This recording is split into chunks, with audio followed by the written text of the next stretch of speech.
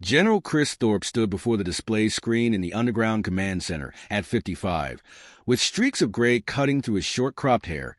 He was the embodiment of military resilience. Thorpe had spent his life in war rooms, but this was different. Never had he faced an enemy so alien, so utterly superior. He watched as the image of the alien mothership rotated slowly in front of him. "What do they want?" he said, more to himself than anyone else. "They want everything," came a voice from behind. Dr. Alex Ward, the leading mind in biogenetics, joined Thorpe at the display. Unlike the hardened general, Ward's appearance was more disheveled. Thick glasses perched on his nose, his lab coat perpetually wrinkled, and a mind too preoccupied to care about appearances. But Thorpe knew that Ward's intellect was as sharp as any blade, and right now, they needed sharp minds more than ever. "They've been systematically conquering planets for centuries," Ward continued, adjusting his glasses. "Our intelligence suggests they don't negotiate. They wipe out indigenous populations and take control of resources." "And what's this about their predators?" Thorpe asked. Before Ward could answer, a hologram flickered to life in the center of the room, a transmission directly from the alien leader. The figure was tall, with smooth, opalescent skin that shimmered in the light. Its eyes, cold and calculating, scanned the room before speaking in a deep, guttural tone that was somehow perfectly translated. "We are the Zopharian Empire," the alien began. "Your world will kneel before us, or we shall unleash our predators. Creatures designed to hunt, to kill, and to annihilate. You have 7 days to surrender. After that, there will be no mercy." The transmission ended as abruptly as it began. A heavy silence filled the room. "We can't fight them directly," Thorpe said after a long pause. "Their technology is far beyond ours, and these predators, whatever they are, we don't stand a chance if we meet them head-on." Ward's face tightened. "That's why I've been working on something unconventional." Thorpe raised an eyebrow. "Unconventional?" Ward glanced over his shoulder, signaling for one of his aides. The man handed him a small tablet, which Ward quickly tapped before handing it to Thorpe. "I've been developing something for years. A contingency, in case we ever face a threat like this." Thorpe looked down at the screen. The image showed creatures, massive, sleek, and terrifyingly efficient-looking. They resembled wolves, but these were no ordinary animals. Their bodies were enhanced with cybernetic implants, their senses augmented to superhuman levels, and their agility far surpassed anything on Earth. These were predators, but not from space. They were born from Earth's own wilderness, then modified into lethal weapons. "Predator wolves," Ward said, "engineered to track and destroy alien technology. We've integrated advanced biochips, allowing us to control their targeting systems. They're fast, deadly, and can adapt to alien combat patterns in real time." Thorpe studied the image for a moment, his tactical mind processing the implications. "You want to unleash these against the Zopharians' predators?" Ward nodded. "It's our best shot. We can't match their firepower, but we can outsmart them. These wolves are designed to engage in pack tactics, to strike where the aliens are most vulnerable." Before Thorpe could respond, the door to the command center slid open, and Captain Isaac Reyes strode in, his face set in determination. Reyes, a rising star in Earth's defense forces, was known for his unorthodox strategies. At 35, he was younger than most in the room, but his tactical mind was razor-sharp, and Thorpe trusted him implicitly. "I heard the transmission," Reyes said without preamble. "We don't have much time. If we're going to use these wolves, we need to hit them first. Take the fight to them before they unleash their full force on us." Thorpe's jaw tightened. A preemptive strike. Reyes nodded. "If we wait for them to attack, we'll be on the defensive and we'll lose. But if we strike first, if we can cripple their command structure and scatter their forces, we might just stand a chance." Thorpe considered the proposition, his mind racing. The Zopharian were unlike any enemy Earth had faced, but Reyes had a point. Waiting would only allow the aliens to tighten their grip. Action, swift and decisive, was their only hope. Get your teams ready, Thorpe finally said, his voice steely. We'll move in 3 days. Dr. Ward, prepare the wolves. We'll deploy them alongside our strike teams. As Reyes and Ward left the room to carry out their tasks, Thorpe lingered by the holographic display, staring at the rotating image of the Zofarian mothership. They were outmatched, outgunned, and facing an enemy that had never known defeat. But if humanity had one thing left, it was the will to survive. The night sky was ablaze with fire as Earth's forces moved into position. Massive military transports, sleek and brimming with Earth's best tech, cut through the atmosphere, carrying with them the ultimate gamble: Dr. Ward's predator wolves. Below, cities lay dormant, their streets eerily quiet, a calm before the storm. General Chris Thorpe stood in the war room, his eyes locked on the tactical display, showing live feeds from multiple locations. Red dots marked the positions of the alien warships that hovered above key cities like silent gods, and blue indicators represented his strike teams and the wolves. His face was stone, every nerve steel for what was about to come. They had to strike first. There was no other choice. Strike teams are in position. Captain Isaac Reyes's voice crackled through Thorpe's earpiece. He was aboard a lead transport, leading the spearhead to assault the alien mothership directly. Wolves are ready for deployment. We hit them in 5. Thorpe glanced at Dr. Ward, who stood beside him, nervously clutching a data tablet. The scientist's usual disheveled look was amplified by sleepless nights and constant worry. This was his creation, his vision of humanity's counterstrike. But now that the moment was here, doubt flickered in his eyes. Are the wolves ready? Thorpe asked, though he already knew the answer. Ward wouldn't have allowed deployment if they weren't. They're ready, Ward confirmed. The biochips are synced. The wolves know their targets. They'll rip those aliens apart. Thorpe gave a slight nod, his gaze shifting back to the screen. Let's hope they do. We only get one shot at this. Above the Pacific, in the heart of the operation, Captain Reyes and his team flew low beneath the alien mothership's radar. The ship's smooth, black surface stretched above them, a monstrous shadow against the starlit sky. In the belly of the transport, predator wolves paced, their cybernetic limbs glinting under the dim lights. The creatures moved with unsettling grace, their eyes glowing with a cold, mechanical intelligence. Reyes took a deep breath and addressed his men. We hit them hard, hit them fast. The wolves will handle their predators. We focus on getting into their command center and setting the charges. This ship falls, the rest of their fleet goes with it. His team nodded, faces set with determination, though the tension was palpable. They all knew the odds. They weren't in humanity's favor. The transport doors slid open, and with a single command from Reyes, the wolves leapt into the night. Like shadows, they plummeted toward the ground, their bodies sleek and agile. Sensors integrated into their bodies allowed them to land with silent precision, their forms disappearing into the cityscape below. As soon as the wolves touched down, chaos erupted.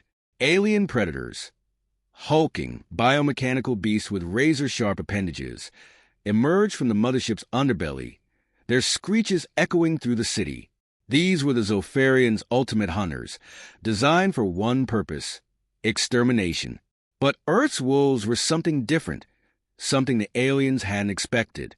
With blinding speed, the predator wolves moved as one, coordinated by their biochips. Their sleek forms darted between buildings, using cover to outmaneuver the much larger alien predators.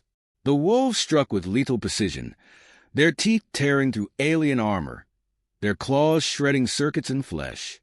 They attacked in packs, overwhelming even the most formidable alien war machines. Reyes watched the battle unfold from his position, his heart pounding in his chest. Through his visor's display, he could see the wolves ripping through the alien forces. They were doing it. They were winning. Go. Now's our window. Reyes barked into his comms. His team dropped from their transport, landing amidst the chaos below. Reyes moved swiftly, leading his men toward the mothership's entrance, while the wolves kept the alien predators distracted. Explosions rocked the city as alien crafts crashed to the ground, their systems failing under the wolves' relentless assault. But the Zofarian weren't finished. As Reyes and his team breached the mothership, a new wave of alien warriors emerged, bipedal, heavily armored, and wielding energy weapons that crackled with deadly power. "We've got company!" one of Reyes's men shouted, opening fire. The alien warriors moved with terrifying speed, their energy blasts cutting through human armor like paper. Reyes ducked behind cover, barking orders into his comm. "Ward, we need reinforcements. The aliens have deployed ground troops. Our wolves are taking hits." Back in the command center, Ward frantically adjusted settings on his tablet. "I'm rerouting the wolves' attack patterns." "Hold on." Suddenly, on Reyes's display, the wolves shifted focus. Half of the pack broke off from their assault on the predators and charged toward the alien ground forces. The creatures leapt through the air, their augmented muscles propelling them with supernatural force. They tore into the aliens, ripping weapons from their hands, sinking metallic fangs into throats. The aliens, unprepared for this savage counterattack, faltered under the wolves' onslaught. Reyes didn't hesitate. "Move now," he shouted, leading his team deeper into the ship. Behind them, the sound of wolves and aliens locked in mortal combat echoed through the corridors. The team pressed forward, Reyes at the front, his pulse racing. They had to reach the core, plant the charges, and get out before the alien fleet could regroup. The wolves had bought them time, but it wouldn't last forever. As they descended into the alien ship's heart, Reyes couldn't shake the feeling that they were walking into a trap. But there was no turning back now. He glanced over his shoulder at his men, then at the door ahead. "Let's finish this." The alien mothership's corridors stretched on like a labyrinth of polished metal, humming with the strange energy that powered the ship's core. Captain Isaac Reyes led his team deeper into the bowels of the ship, their footsteps echoing ominously as they advanced. The tension was suffocating, each breath weighed down by the knowledge that one wrong move could mean annihilation for them and for Earth. "We're almost there," Reyes muttered, checking the holographic map projected onto his visor. The core was close, just beyond the next set of reinforced doors. His hand clenched around the detonator strapped to his chest. Once they set the charges, they'd have only minutes to escape before the entire ship went up in a fireball. Behind him, his men moved in practiced silence, each one focused on their mission, but the weariness in their eyes was unmistakable. They had fought their way through waves of alien warriors, had seen comrades fall, and now they were running on sheer adrenaline. Suddenly, the door ahead slid open with a hiss, revealing the core, a massive, pulsing sphere of blue light suspended by alien machinery. It was the heart of the mothership, the source of its devastating power. "We made it," Reyes said, voice low. But before anyone could move, the ship shuddered violently, and the ceiling lights flickered. From behind them, the unmistakable sound of alien footsteps echoed, metallic, heavy, and fast. The Zofarian reinforcements had arrived. "Take cover," Reyes shouted as energy bolts erupted around them, the heat scorching the air. His team dubbed behind nearby consoles as the Zofarian warriors advanced. These weren't the foot soldiers they had encountered earlier. These were elite hunters, armed with plasma blades and energy shields, their movements swift and deadly. "We don't have time for this," one of Reyes's men yelled, returning fire, but the alien shields absorbed the shots effortlessly. Reyes gritted his teeth. The charges had to be planted, no matter the cost. "We hold them off here," he barked. "Jonas, you're with me. We plant the charges." Jonas nodded, and the two sprinted toward the core as their comrades laid down covering fire. Reyes slid behind the core's protective shield, his fingers working quickly as he set the detonator. The charge was magnetic, and it latched onto the machinery with a sharp click. It was almost too easy. Too easy. A sudden crash sent a shockwave through the room. Reyes looked up just in time to see one of his men hurled across the chamber, his body smashing into a wall with a sickening thud. The alien leader had arrived, towering over the others, wielding a massive energy weapon that hummed with destructive power. "We're out of time," Reyes growled, his voice cold with resolve. "Get to the transport." "But, Captain," Jonas began, his eyes widening as he realized what Reyes was planning. "I'll hold them here. You get the team out." "That's an order."